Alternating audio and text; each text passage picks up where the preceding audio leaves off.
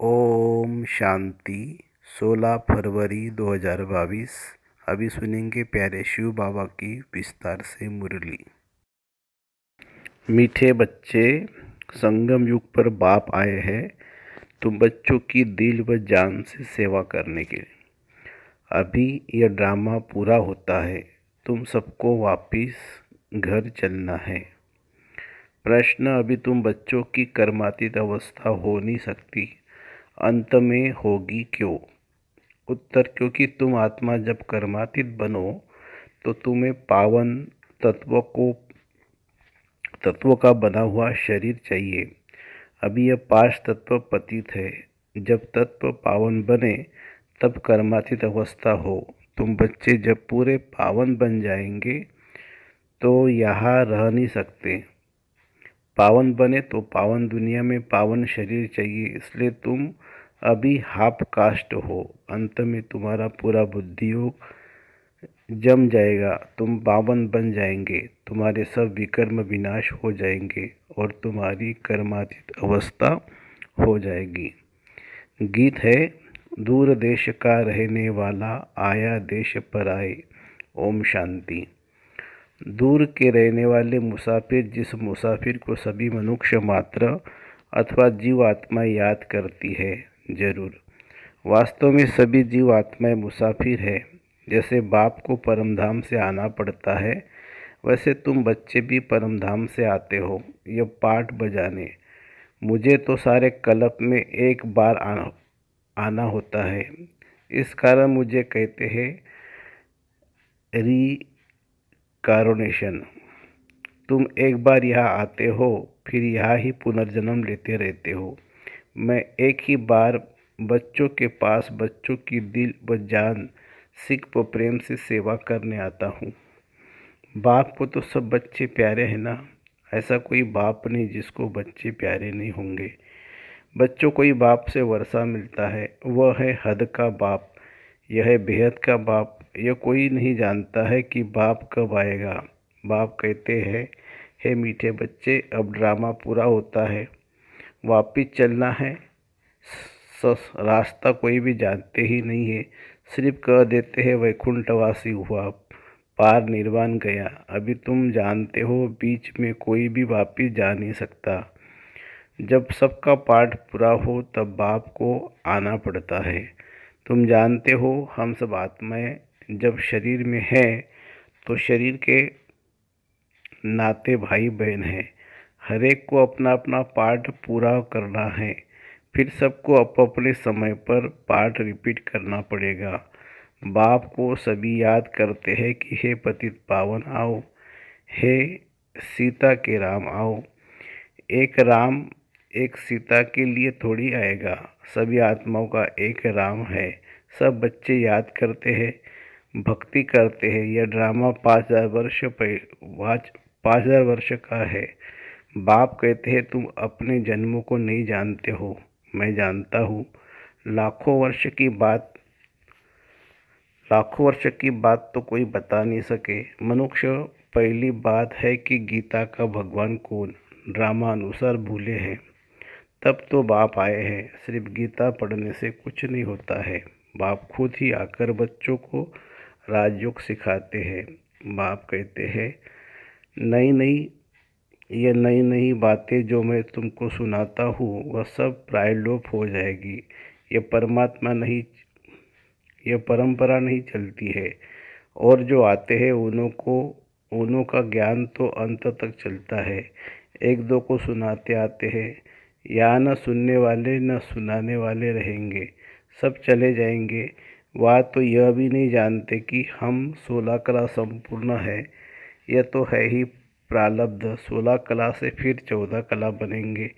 ये पता रहे तो राजा की खुशी ही चली जाए। बाप समझाते हैं, ऊंचे से ऊंचा धर्म शास्त्र पहले होना चाहिए। देवी देवता धर्म स्थापन करने वाले को भूल गए हैं। जितनी गीता की महिमा है उनसे जास्ती ज्ञान सुनाने वाले की महिमा है। और कोई धर्म स्थापन करने वाले को भगवान नहीं कहेंगे। भगवान तो एक ही निराकार है, बाकी सब है साकार। गाया भी हुआ है श्रीमद् भगवद गीता। वह सबका सद्गति दाता है। इस समय सब तमोप्रधान कब्र दाखिल है। फिर बाबा आकर सबको जगाते हैं। ये पुरानी दुनिया तो ख़त्म हो जाने वाली है। सरसों मुआफिक सब पिस जाते हैं। सतयुग में बहुत छोटी दैवी झाड़ होगा। भगवान को सब याद करते हैं, हे भगवान, हे सचखंड स्थापन करने वाले। परंतु वह कब आएगा? शास्त्रों में तो लाखों वर्ष लिख देते हैं। इसको ही अंधियारा कहा जाता है। अभी तुम जानते हो हमारा बाबा ज्ञान का सागर है। दूसरे कोई ज्ञान सागर हो नहीं सकता। ज्ञान सागर बाप दूरदेश से हम बच्चों के पास आते हैं। हम सब अंधियारे में पड़े थे, जानते नहीं थे कि ड्रामा में हम सब एक्टर्स हैं। ऊंचे से ऊंचे कौन है ये मालूम होना चाहिए। सिर्फ सर्वव्यापी है, यह ज्ञान हो गया है। यह ज्ञान हो गया क्या? अगर सर्वव्यापी है फिर तो भक्ति भी नहीं कर सकते। इसको कहा जाता है अज्ञान। अभी तुम जानते हो सबकी सद्गति दाता, सबका सद्गति दाता बाप है। उनका नाम ही है परमपिता परमात्मा शिव। वह पिताओं का भी पिता है। जन्म बाय जन्म लौकिक पिताएं मिलते आए हैं। ऊंचे से ऊंचा बाप है, फिर नंबरवार आते हैं। पहले पहले देवी देवता सिजरे के में उतरेंगे। अब वह रचना बाप रच रहे। ब्रह्मा द्वारा ब्राह्मण कैसे रचे? प्रजापिता ब्रह्मा द्वारा एडॉप्ट करते हैं। बच्चे कहते हैं बाबा हम आपके ही थे, अब आपके ही है। पहले पहले हम सतयुग में आए थे। इस समय तुम हाफ कास्ट हो, शूद्र से ब्राह्मण बन रहे हो। पूरा पवित्र कर्मातीत पिछाड़ी में बनेंगे। पिछाड़ी में बुद्धि योग पूरा जम जाएगा और विकर्म सब भस्म हो जाएंगे। फिर भी यहाँ तुमको पावन नहीं कहेंगे, क्योंकि शरीर पतित है। अभी पतित से पावन बन रहे हो। फिर सतयुग में न शरीर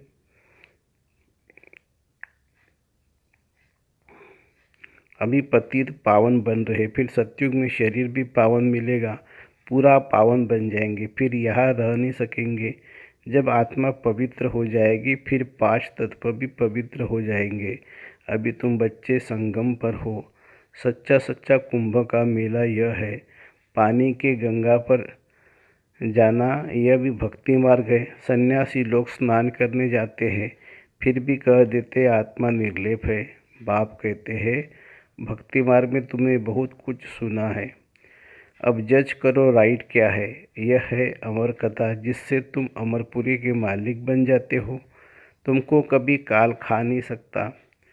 कहा वहाँ कभी ऐसे नहीं कहेंगे कि फलाना मर गया, या कितना डर रहता है कि मौत का। वहाँ तो सिर्फ चोला बदलते हैं। भारत की महिमा बहुत भारी है। जितनी बाप की महिमा उतनी भारत की महिमा है। भारत में लक्ष्मी नारायण के अब तक भी मंदिर बनते रहते हैं, परंतु बाप को नहीं जानते तो वह कब आए थे। बरोबर सतयुग में देवी देवताएं थे। जब सतयुग को लाखों वर्ष देते हैं तो उनकी संख्या अनगिनत होनी चाहिए। कोई भी बुद्धि से काम नहीं लेते। कहते हैं गौमुख की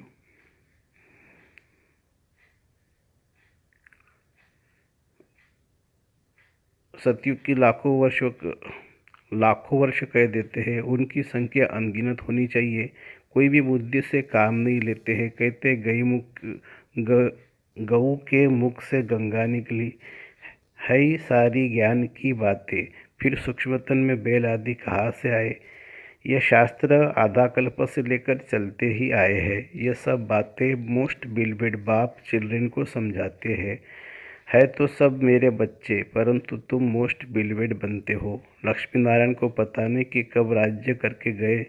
राधे कृष्ण का बर्थडे मनाते हैं। लक्ष्मी नारायण का कुछ पता नहीं है। राम को त्रेता में दिखाते हैं, कृष्ण को द्वापर में।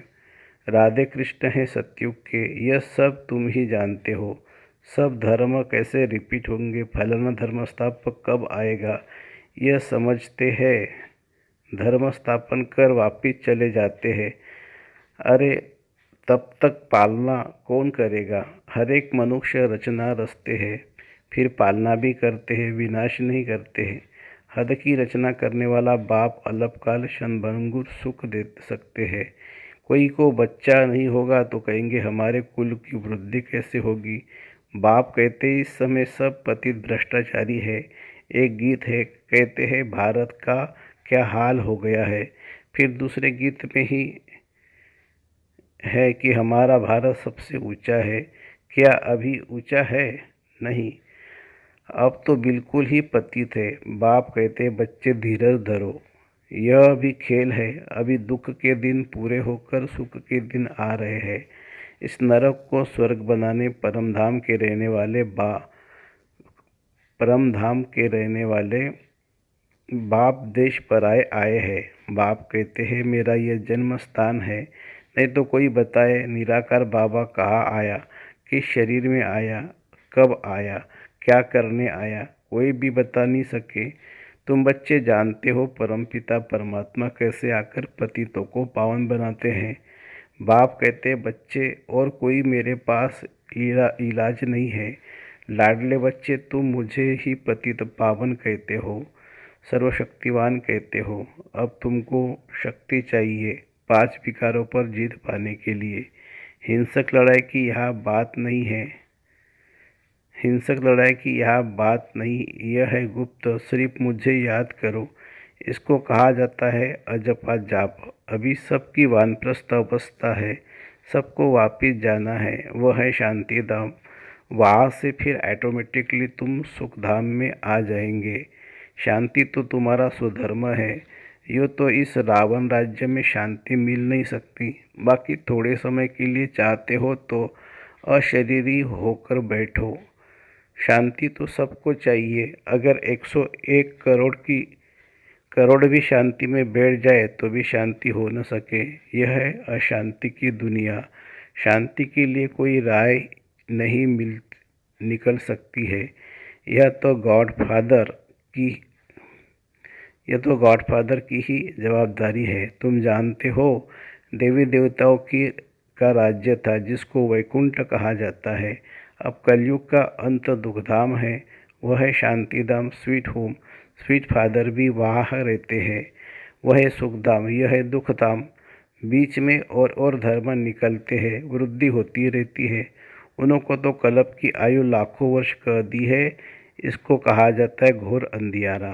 सतयुग है घोर सोजरा। मूल वतन में है अपार शांति। यहाँ हम पाठ बजाने आए हैं।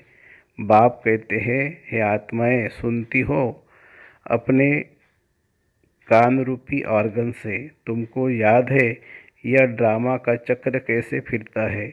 तुम इस समय त्रिकालदर्शी हो। तुम ब्राह्मणों के सिवाय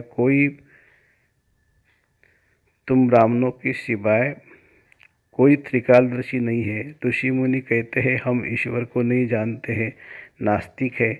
अब तुम आस्तिक बने हो। बाप और सृष्टि चक्र के आदि मध्य अंतों को जानते हो। तुमको तीनों लोकों की नॉलेज मिली है। सिवाय तुम्हारे कोई को भी यह नॉलेज नहीं है। लक्ष्मी नारायण को न त्रिलोकीनाथ न त्रिकालदर्शी कहेंगे। त्रिलोकीनाथ मनुष्य नहीं हो सकते हैं। तुम तीनों लोकों और तीनों कालों को जानने वाले हो। लक्ष्मी नारायण को भी त्रिलोकी का ज्ञान नहीं है। विष्णु को सुदर्शन चक्रधारी दिखाते हैं। अब विष्णु के 2 रूप है, लक्ष्मी नारायण। राधे कृष्ण ही लक्ष्मी नारायण बनते हैं। इस समय कितने अच्छे यादगार मंदिर बनाए हैं, परंतु इनकी बायोग्राफी को तो जानना चाहिए। ऊंचे से ऊंचा भगवान एक है, उनका नाम है शिव। रुद्र भी कहते हैं। यह है रुद्र ज्ञान यज्ञ। कृष्ण ज्ञान यज्ञ होता ही नहीं है। कृष्ण तो सतयुग का प्रिंस है, वो क्या यज्ञ रचेंगे। रुद्र यज्ञ से विनाश ज्वाला प्रज्वलित होती है। सतयुग में यज्ञ रचने की दरकार नहीं है। इस ज्ञान यज्ञ के सिवाय बाकी सब है मटेरियल यज्ञ। बाप ने समझाया है इनको यज्ञ क्यों कहते हैं। यह जो पुरानी दुनिया की सामग्री है वह सब इसमें स्वाह होने वाली है। इसलिए कहा जाता है परमपिता परमात्मा ने यज्ञ रचा है जिससे मनुष्य देवता बनते हैं। देवताओं के पैर पुरानी दुनिया में नहीं आते हैं। तुमको तो बाप ने सब कुछ साक्षात्कार करा दिया है। अच्छा, मीठे मीठे सिकिलदे बच्चों प्रति माता पिता बाप दादा का याद प्यार और गुड मॉर्निंग। रूहानी बाप की रूहानी बच्चों को नमस्ते। हम रूहानी बच्चों की रूहानी बाप दादा को याद प्यार, गुड मॉर्निंग और नमस्ते बाबा, नमस्ते। धारणा के लिए मुख्य सार: अपने शांत स्वधर्म में सदा रहना है। यह वानप्रस्थ अवस्था है, वापस घर जाना है, इसलिए बाप को याद अजपाजाप चलती रहे। दूसरी पॉइंट है, कर्मातीत बनने के लिए संपूर्ण पावन बनना है। जो भी विकर्मों का बोझ है उसे याद की यात्रा से में रहकर उतार देना है। याद की शक्ति से विकारों पर जीत पानी है। वरदान: शुद्ध संकल्पों के घेराव द्वारा सदा छत्र छाया की अनुभूति करने कराने वाले दृढ़ संकल्पधारी भव। आपका एक शुद्ध व श्रेष्ठ शक्तिशाली संकल्प बहुत कमाल कर सकता है। शुद्ध संकल्पों का बंधन व घेराव कमजोर आत्माओं के लिए छत्रछाया बन सेफ्टी का साधन व किला बन जाता है। सिर्फ इसके अभ्यास में पहले युद्ध चलती है। व्यर्थ संकल्प शुद्ध संकल्प को कट करते हैं, लेकिन यदि दृढ़ संकल्प करो तो आपका साथी स्वयं बाप है। विजय का तिलक सदा है ही। सिर्फ इसको इमर्ज करो तो व्यर्थ स्वतः मर्ज हो जाएगा। स्लोगन है: फरिश्ते स्वरूप का साक्षात्कार कराने के लिए शरीर से डिटैच रहने का अभ्यास करो। फरिश्ते स्वरूप का साक्षात्कार कराने के लिए शरीर से डिटैच रहने का अभ्यास करो। अच्छा, ओम शांति शांति शांति। शुक्रिया बाबा, शुक्रिया। Thank you Baba, thank you.